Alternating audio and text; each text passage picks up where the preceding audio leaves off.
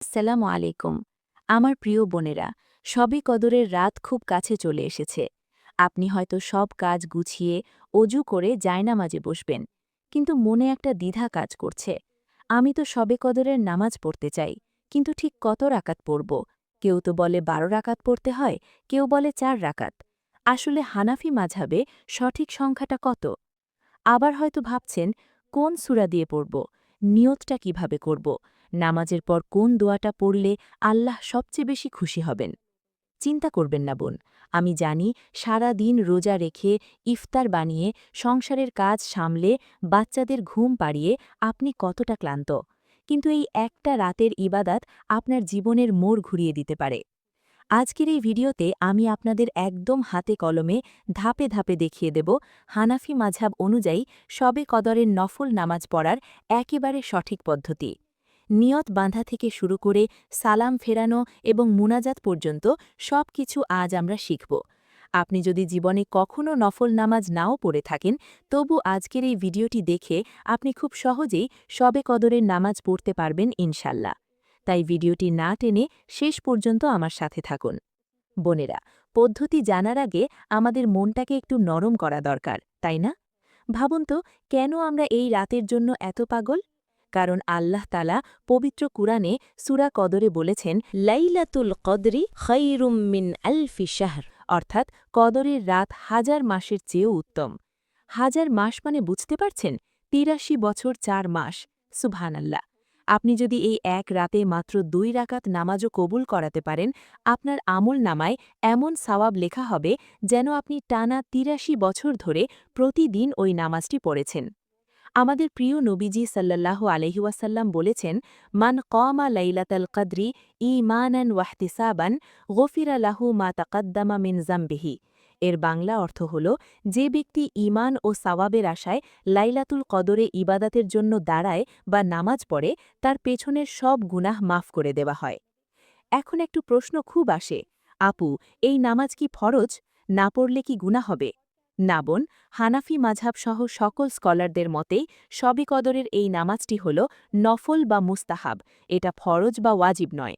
তাই কোনো কারণেই যদি আপনি পড়তে না পারেন, আপনার কোনো গুনাহ হবে, কিছুই হবে না। কিন্তু চিন্তা করুন, এত বিশাল সাওয়াব, জীবনের সব গুনাহ মাফ করানোর এমন সুবর্ণ সুযোগ আমরা কি হেলায় হারাতে পারি? মোটেও না।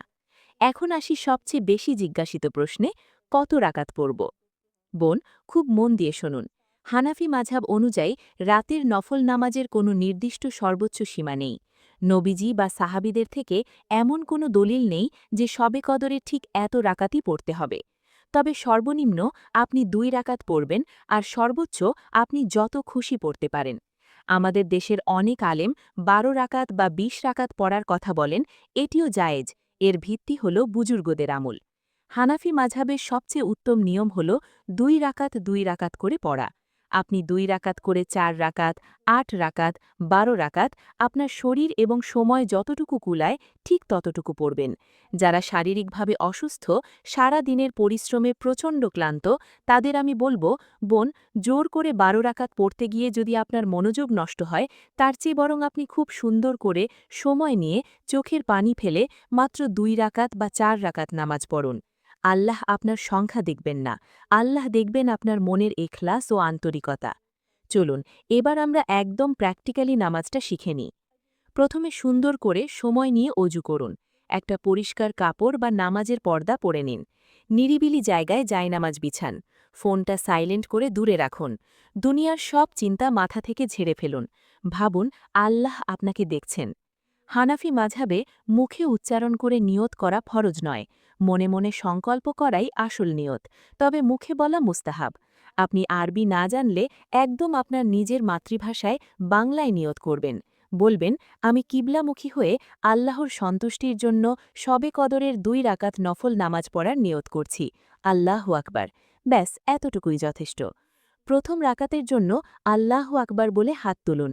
মহিলারা কাঁধ পর্যন্ত হাত তুলবেন এবং বুকের ওপর হাত বাঁধুন। এবার সানা পড়ুন। সুবহানাকাল্লাহুম্মা ওয়া বিহামদিকা ওয়া তাবারাকাসমুকা ওয়া তাআলা জাদ্দুকা ওয়া লা ইলাহা গায়রুক, অর্থাৎ হে আল্লাহ, আমি আপনার সপ্রশংস পবিত্রতা ঘোষণা করছি। আপনার নাম বরকতময়, আপনার মর্যাদা অতি উচ্চে এবং আপনি ছাড়া আর কোনো মাবুদ নেই। এরপর আউযুবিল্লাহি মিনাশ শাইতানির রাজিম এবং বিসমিল্লাহির রহমানির রহিম পড়ুন। সূরা ফাতিহা সম্পূর্ণ পড়ুন এবং শেষে অনুচ্চ স্বরে আমিন বলুন। সূরা ফাতিহার পর কুরআনের যে কোনো সূরা পড়া যায়, তবে শবে কদরে সূরা ফাতিহার পর ৩ বার সূরা ইখলাস বা কুল হুয়াল্লাহু আহাদ পড়া খুব ফজিলতপূর্ণ, কারণ হাদিসে এসেছে ৩ বার সূরা ইখলাস পড়লে ১ খতম কুরআন পড়ার সমান সওয়াব পাওয়া যায়। এরপর আল্লাহু আকবার বলে রুকুতে যান। মহিলারা রুকুতে শুধু অতটুকুই ঝুঁকবেন যতটুকুতে হাত হাঁটু পর্যন্ত পৌঁছায়। রুকুতে ৩, ৫ বা ৭ বার পড়ুন সুবহানা রব্বিয়াল আজিম। রুকু থেকে মাথা তোলার সময় পড়ুন সামি আল্লাহু লিমান হামিদা। সোজা হয়ে দাঁড়িয়ে পড়ুন রব্বানা লাকাল হামদ। এরপর আল্লাহু আকবার বলে সিজদায় যান। মহিলারা সিজদায় পেট উরুর সাথে এবং বাহু পাজরের সাথে মিলিয়ে সংকুচিত হয়ে সিজদা করবেন। সিজদায় ৩, ৫ বা ৭ বার পড়ুন সুবহানা রাব্বিয়াল আলা। বোন, হাদিসে আছে সিজদারত অবস্থায় বান্দা আল্লাহর সবচেয়ে কাছাকাছি থাকে, তাই এই রাতে সিজদায় অনেক সময় কাটাবেন। মনে মনে আল্লাহর কাছে ক্ষমা চাইবেন। প্রথম সিজদা থেকে আল্লাহু আকবার বলে উঠে বসুন। ২ সিজদার মাঝখানে পড়তে পারেন আল্লাহুম্মাগফিরলি ওয়ারহামনি ওয়াহদিনি ওয়ারজুকনি। এরপর দ্বিতীয় সিজদা করুন। প্রথম রাকাত শেষ। আল্লাহু আকবার বলে দ্বিতীয় রাকাতের জন্য দাঁড়িয়ে যান। বিসমিল্লাহ পড়ে সূরা ফাতিহা পড়ুন। এরপর আবারও ৩ বার সূরা ইখলাস বা অন্য যে কোনো সূরা পড়ুন। এরপর রুকু এবং ২টি সিজদা প্রথম রাকাতের মতোই করুন।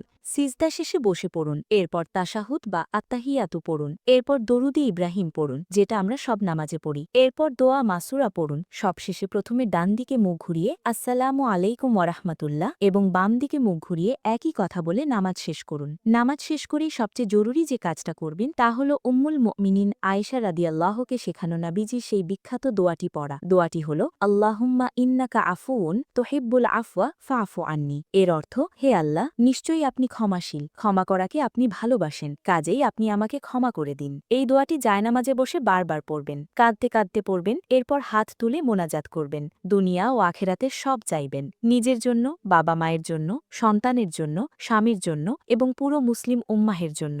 এভাবে আপনি ২ রাকাত করে আরও পড়তে পারেন। যারা বেশি সূরা জানেন না তাদের চিন্তা নেই, আপনি প্রতি রাকাতেই শুধু সূরা ফাতিহা এবং সূরা ইখলাস দিয়ে পুরো শবে কদরের নামাজ পড়তে পারবেন। হানাফি মাযহাবে এতে নামাজের কোনো ক্ষতি হবে না, তবে নিয়ত করবেন রমজানের পরপরই আরও কিছু নতুন সূরা শিখে নেবেন। বোনেরা, এখানে একটু থামছি। আপনি যদি এখনও আমাদের চ্যানেল সাবস্ক্রাইব না করে থাকেন, এখনই করুন, কারণ রমজানের এই শেষ দিনগুলোতে প্রতিদিন এমন গুরুত্বপূর্ণ ভিডিও আসছে, সাবস্ক্রাইব না থাকলে মিস হয়ে যাবে। নিচের সাবস্ক্রাইব বাটনে এখনই ক্লিক করুন, মাত্র ১ সেকেন্ড। বোনেরা, শবে কদরের সময় শুরু হয় মাগরিবের আজানের পর থেকে এবং শেষ হয় ফজরের আজানের সময়। এশার নামাজ ও তারাবিহ পড়ার পর থেকেই আপনি নফল নামাজ শুরু করতে পারেন, তবে সবচেয়ে উত্তম সময় হল রাতের শেষ তৃতীয়াংশ। হাদিসে এসেছে রাতের এই অংশে আল্লাহ তাআলা প্রথম আসমানে নেমে আসেন এবং ডাকতে থাকেন, কে আছো ক্ষমা প্রার্থনাকারী, আমি তাকে ক্ষমা করব। কে আছো রিজিক প্রার্থনাকারী, আমি তাকে রিজিক দেব। তাই আমার পরামর্শ হল সেহরির সময় তো উঠবেনই, ঘড়িতে অ্যালার্মটা সেহরির সময়ের চেয়ে ৩০ বা ৪৫ মিনিট আগে দিয়ে রাখুন। উঠে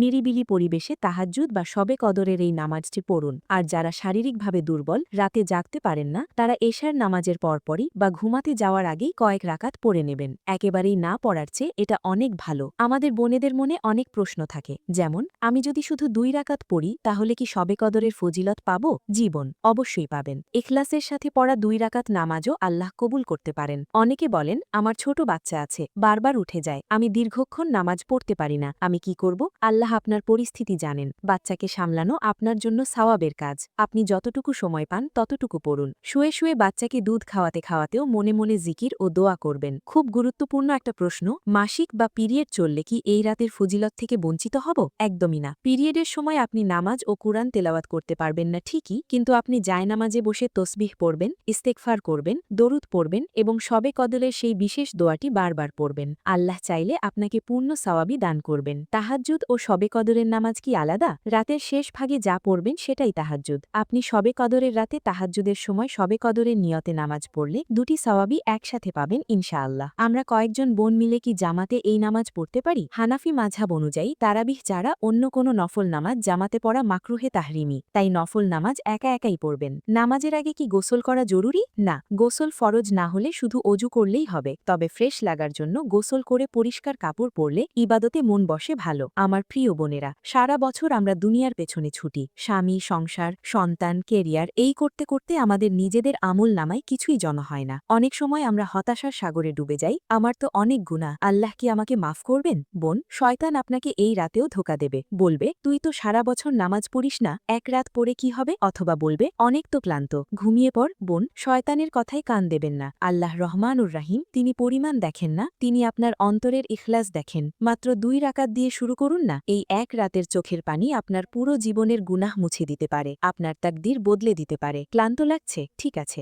একটু ভাবুন তো, 83 বছরের সওয়াব কি এই সামান্য ক্লান্তির চেয়ে অনেক বেশি দামি নয় না? আজ রাতেই জায়নামাজ বিছান, 2 হাত তুলুন দয়াময় রবের কাছে, চোখের পানি ছেড়ে দিয়ে বলুন, ইয়া আল্লাহ, আমি তো গুনাহগার, কিন্তু আপনি যে ক্ষমা করতে ভালোবাসেন, আমাকে খালি হাতে ফেরাবেন না রব্বুল আলামিন। হয়তো এই রমজানই আমাদের শেষ রমজান, হয়তো আগামী বছর শবে কদরের রাতে আমরা মাটির নিচে থাকব, তাই এই রাতটিকে কোনোভাবেই হাতছাড়া করবেন না। সবাই আমার সাথে একবার পড়ে নিন, আল্লাহুম্মা ইন্নাকা আফুউন তুহিব্বুল আফওয়া ফাফু আন্নি। বোনেরা, আজকের আলোচনা থেকে আপনি যদি একটুও উপকৃত হয়ে থাকেন, তবে কমেন্টে লিখে জানান, আমি আজ রাতে নামাজ পড়ব ইনশাআল্লাহ। এই ভিডিওটি আপনার পরিচিত সব বোন, বন্ধু-বান্ধব এবং আত্মীয়দের সাথে শেয়ার করুন, কারণ অনেকেই নামাজের সঠিক নিয়ম জানেন না। আপনার শেয়ার করা ভিডিও দেখে যদি একজন বোনও আজ রাতে নামাজ পড়ে, তার সওয়াবের একটি অংশ আপনার আমল নামায়ও জমা হবে। সুবহানাল্লাহ। ভিডিওটি সেভ করে রাখুন, যাতে নামাজের সময় ভুলে গেলে আবার দেখে নিতে পারেন। আর ইসলামিক এমন সুন্দর সুন্দর ভিডিও নিয়মিত পেতে আমাদের চ্যানেলটি সাবস্ক্রাইব করে বেল আইকনে ক্লিক করে রাখুন। আল্লাহ আমাদের সবাইকে লাইলাতুল কদর নাসিব করুন। আমিন।